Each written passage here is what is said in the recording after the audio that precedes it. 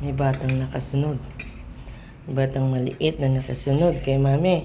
Bakit? Yung mata mo. Ha? Opo ka lang dyan. Oh. Anong problema?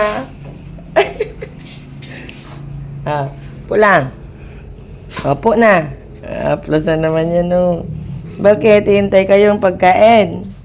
Ha? Ang baby na yan. Iiwan na naman yung... Ay, ay. Ayan na. Yan yung pagkain niya. Saan? Ah, tayo. Kamot ka ng kamot yan sa katawan mo. Wala ka namang kuto. Sit na. Hintay lang dyan. Behave lang. Ang cute naman yan. Stay lang. Behave. Yan. Sit lang Hintay ka pagkain mo. Opo. Ay, bakit? Nangangat yan. Kamot, kamot, kamot.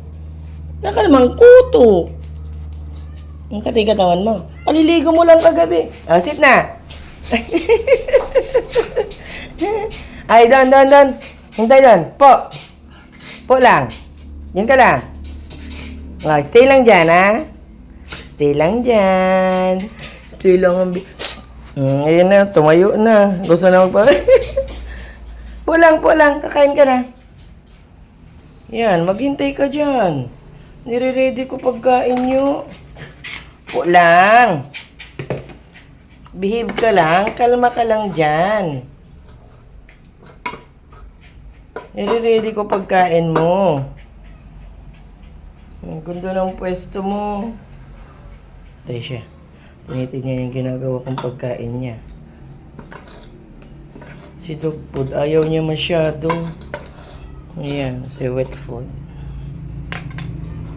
Lagyan ko ng kanin. Ayan. Ready ko pagkain niya.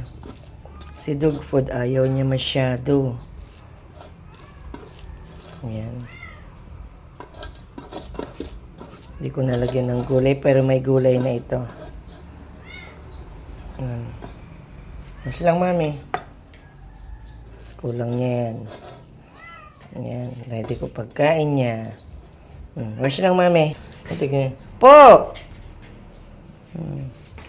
Kain na. Ayan. Kumakain na si Sugar.